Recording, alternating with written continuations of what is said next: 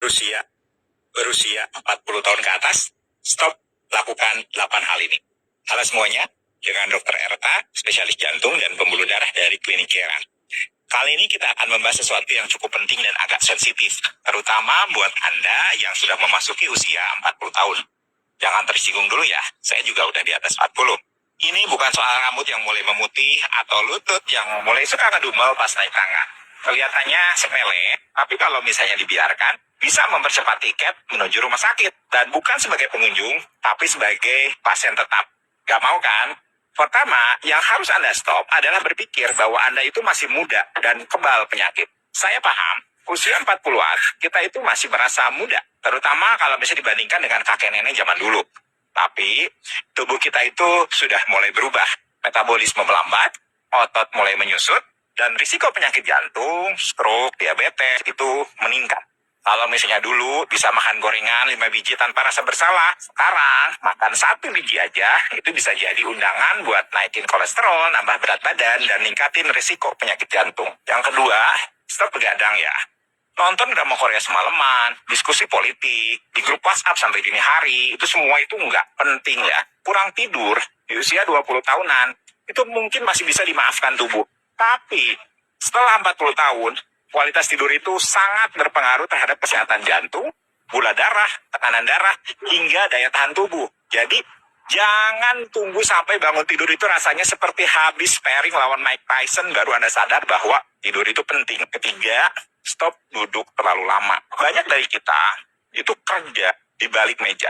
Duduk berjam-jam sambil bilang, lagi sibuk, nggak sempat gerak. Padahal duduk terlalu lama itu bisa ningkatin risiko penyakit jantung, obesitas, hingga kanker usus besar. Minimal berdiri dan jalanlah 5 menit setiap 1 jam. Kalau bisa, jalan ke dapur buat ambil air putih, bukan kopi atau kue lebaran sisa tahun lalu ya. 4.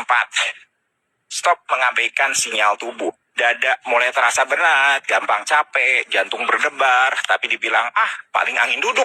Jangan sampai ya, Anda termasuk orang yang bilang, padahal kemarin masih sehat-sehat aja, lalu masuk ICU. Semakin cepat kita tahu apa yang salah, semakin besar peluang kita untuk memperbaikinya sebelum terjadi hal yang tidak diinginkan.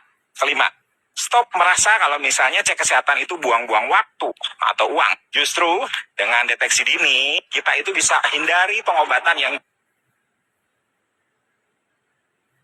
jauh lebih mahal. Percayalah, cek darah, periksa EKG, treadmill, atau USG jantung itu nggak semahal kalau misalnya kamu harus pasang ring atau bolak-balik ke rawat inap karena gagal jantung. Keenam, stop diet asal-asalan dan ikutan tren yang nggak jelas. Diet keto, diet air putih doang, puasa 24 jam, tapi bukannya itu pakai martabak dan kopi susu. Itu bukan diet. Di usia 40 tahunan, kebutuhan nutrisi itu makin spesifik. Fokus pada makanan yang alami, yang tinggi serat, rendah gula, rendah garam, dan cukup protein. Makan itu bukan untuk kenyang saja, tapi untuk bertahan panjang.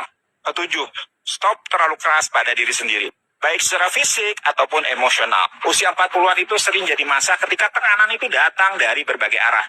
Masalah karir, keluarga, orang tua yang mulai sakit-sakitan, anak-anak yang mulai remaja, dan harapan hidup yang semuanya belum tercapai. Jangan sampai stres itu jadi bom waktu.